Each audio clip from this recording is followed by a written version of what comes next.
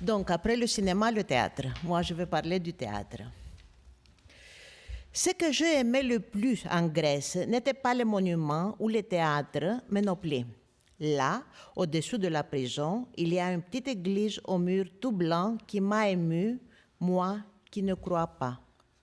C'est à l'occasion de la tournée du Théâtre national populaire en 1955 que Gérard Philipe découvre le paysage grec et le public connaît de près un comédien qui marque le cinéma français.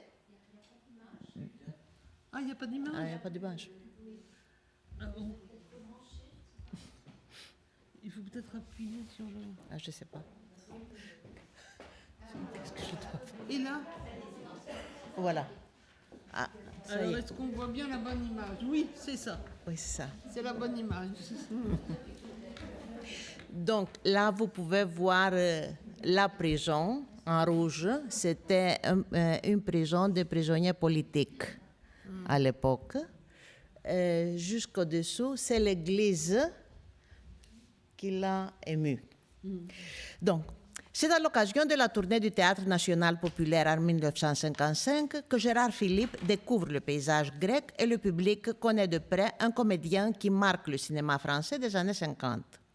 Le fait que l'acteur est séduit par l'apparente simplicité et la sérénité de la chapelle accrochée au rocher d'Okronopli montre une personne sans ego gonflé qui conserve sa modestie et recherche le calme loin de la foule. Connaissant bien les codes de comportement, sans aucune arrogance, affable, abordable et poli, il gagne la sympathie de ses interlocuteurs pendant son séjour en Grèce. Ces premières références, quand même, sont grâce au cinéma. L'inconnu jusqu'hier chez nous, Gérard Philipe, acteur très connu du théâtre, a joué à la perfection le prince Mychkine. L'aspect angélique et l'intensité intérieure de ce jeune homme dans le rôle cinématographique d'un des plus attrayants personnages de la littérature mondiale sont excellents. Le nom du comédien figure dans les colonnes des journaux grecs à la fin des années 40, pendant la guerre civile. C'est grâce au film L'Idiot, en novembre 1947, que le public découvre le jeune comédien dans le rôle du prince Mychkine et du jeune François dans Le Diable au corps en avril 1948. Manque de revues spécialisées en cinéma, la presse généraliste et les magazines dits populaires sont les seules sources pour le chercheur contemporain. 2 années plus tard, il a été sacré meilleur acteur de l'année en 1950 par l'Union des critiques du cinéma en Grèce pour son interprétation à la Chartreuse de Parme. Les professionnels apprécient son talent, sa popularité médiatique commence et ses films gagnent l'attention du public. Chez nous aussi, Fanfan la Tulipe était un grand succès commercial. La présence de Gérard Philipe à Athènes en 1955 devient alors un événement culturel et la publicité, à partir de décembre 1952, repose sur lui. Bien qu'au Théâtre national populaire existe l'égalité parmi ses membres et la célébrité de l'acteur semble être peu importante, les articles, enrichis par des photos, diffusent l'image d'une star qui va interpréter des rôles classiques sur les planches athéniennes. C'est incohérent, mais l'esprit d'équipe et la dimension collective de la troupe cèdent devant la vedette commerciale. Un mois avant l'arrivée de la compagnie par le Simplon Orient Express à Athènes, après la Tchécoslovaquie, la Pologne et la Yougoslavie, le nom de Jean Vilar, connu aux spécialistes du théâtre pour sa conception du théâtre comme service public, figure enfin à côté de Philippe. Dès l'arrivée de la troupe, la semaine de Pâques orthodoxe, la réputation de Philippe monopolise l'attention des journalistes et du grand public. De nombreux entretiens concernant ses impressions sur le pays, des autographes pour ses admiratrices, présence physique au cinéma pour la promotion de ses films, c'était les 2 films, Monsieur Ripoua et Les Amants de Villa Borghese. Les billets sont épuisés et le comédien joue le Cid et Ruy Blas devant la famille royale et toute l'élite politique, sociale et intellectuelle francophone. C'est bizarre, mais il n'y a pas de photo avec le Tempé ou Villars et Philippe et avec la famille royale. Je ne sais pas si ça c'est exprès, mais d'habitude, quand une compagnie étrangère arrive à Athènes, la famille royale, le roi et la reine, prend des photos avec la compagnie. Maintenant, je n'ai pas trouvé aucune photo. Il y a ça que c'est Philippe dans la rue et l'autre avec l'ambassadeur de France à Athènes. Mais il n'y a pas rien d'autre ou avec des personnages politiques. La majorité des critiques reste positive devant son jeu. C'est un Cid idéal, beau, gentil, clair, comme les héros anciens, tandis qu'Henri Blas, qui est l'emblème du héros romantique, il a prêté au rôle sa jeunesse et sa passion. À côté des enthousiastes, il y a encore des commentaires plus modérés. Au point épique du Cid, la virilité est plus nécessaire que le charme, surtout à la narration du combat qui est le cheval de bataille, et c'est écrit en français, de l'acteur. Philippe a fait une description avec un style bon enfant, comme s'il racontait une de ses aventures à sa compagne Zina Lollobrigida dans le film Fanfan la Tulipe. Des critiques moins brillantes qui contestent l'acteur suivent. Il y a des comédiens grecs qui sont meilleurs que leurs collègues français.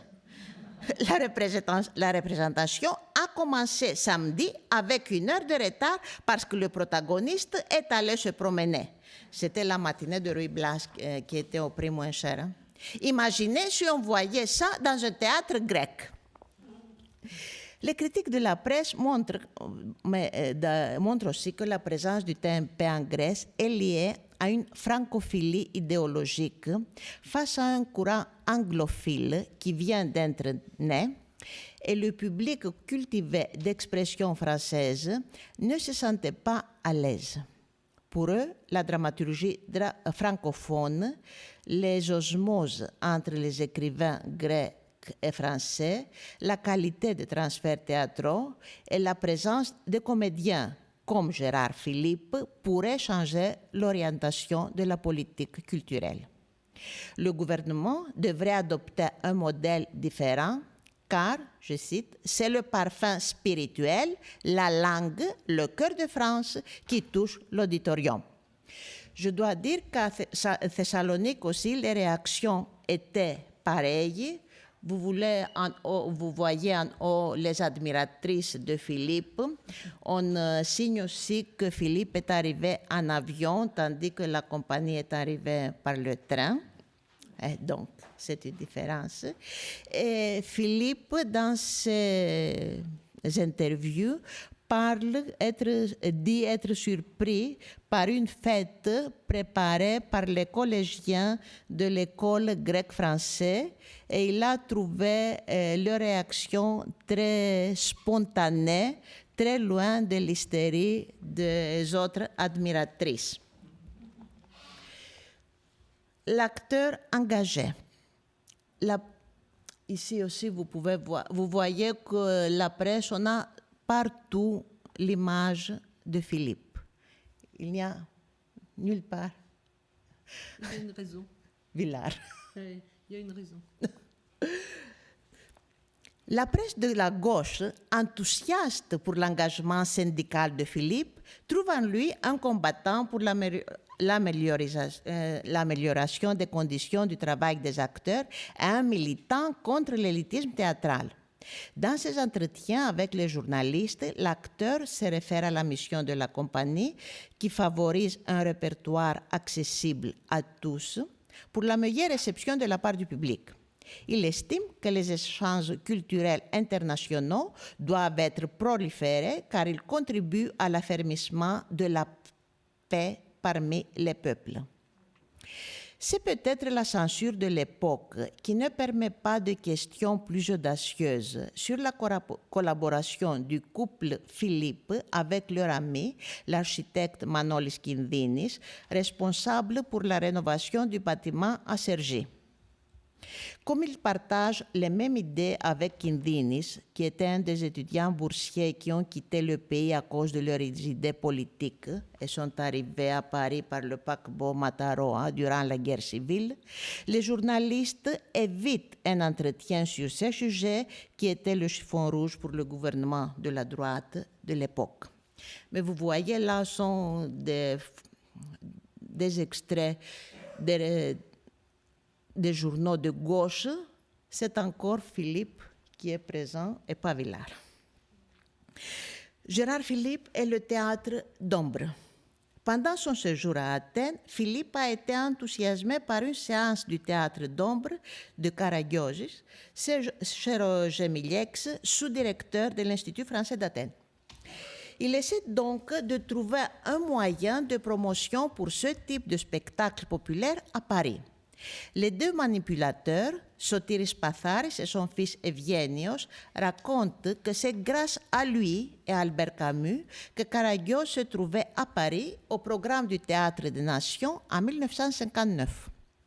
La diplomatie culturelle de l'État grec, essayant de garder des équilibres avec la Turquie, ne voulait pas envoyer le spectacle au festival car les Turcs estimaient que la Grèce s'est approprié un héros théâtral turc.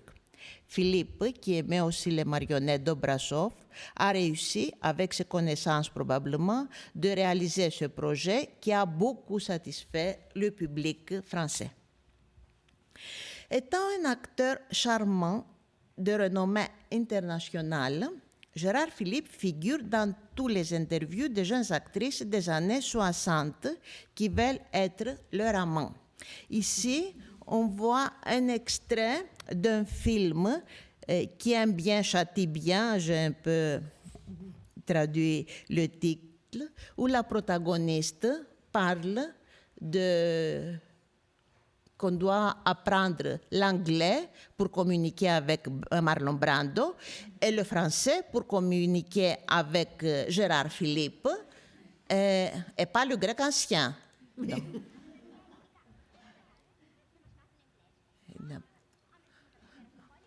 Pas la voix. Bon, c'est pas grave. Elle va dire je t'aime, Gérard Philippe, c'est ça qu'elle veut dire. Donc, elle aussi, Aliki Vouillouklaki, qui était très jeune, très belle, très populaire à l'époque, dans un entretien dans le journal France Dimanche, a dit que son dernier amour était Philippe.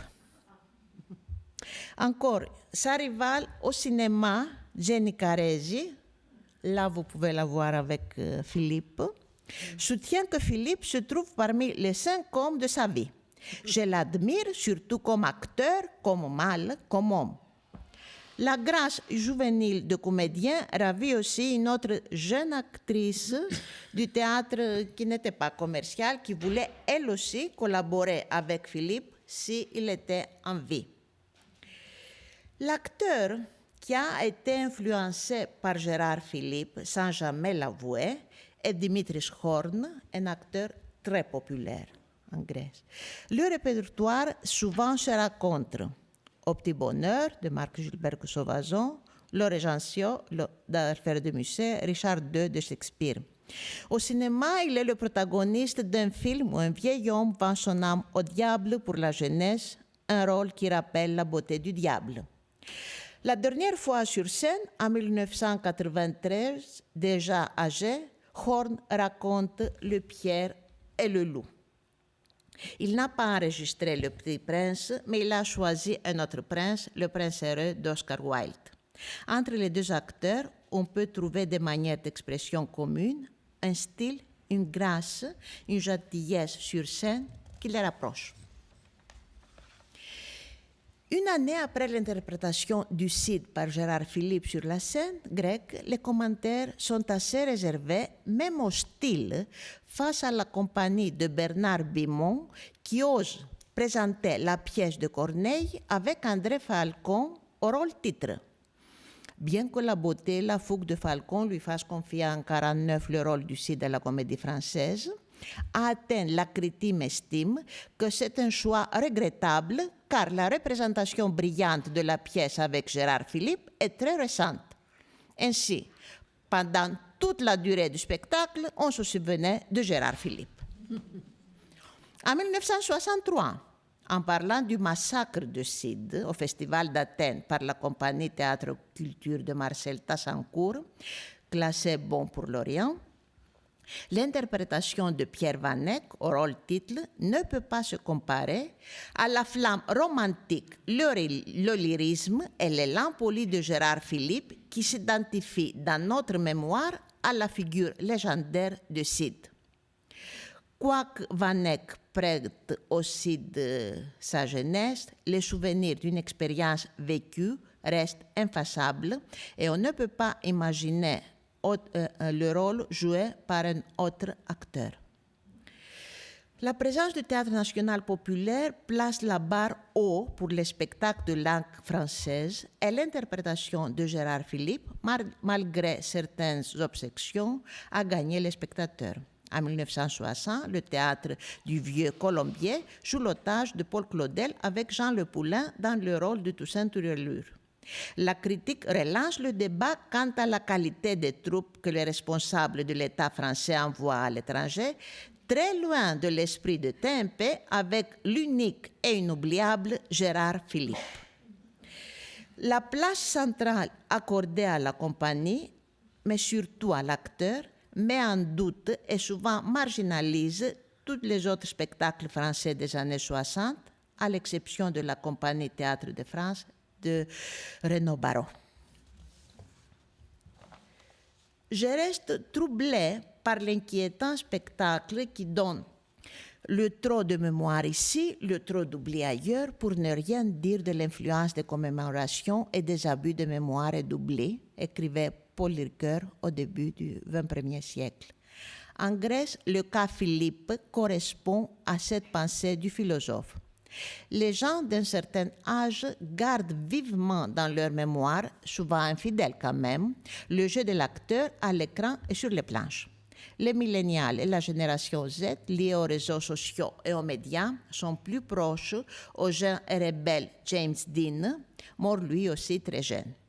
Le flux d'informations à l'ère numérique crée progressivement un milieu plus favorable à la promotion du modèle culturel américain. La juste mémoire reste un désidératum pour la recherche théâtrologique. Cependant, le mythe du comédien ne semble pas s'effacer grâce au document littéraire qui vient à l'aide du chercheur. Dans un cadre interculturel, les événements autobiographiques sont transmis au lecteur à travers des textes. Objet de citation dans la littérature des générations différentes, Philippe marque plusieurs pages. Yanis Maris s'inspire de lui dans son roman feuilleton La Dame de la Nuit, publié pour la première fois dans un journal en 1955 et republié en 2012.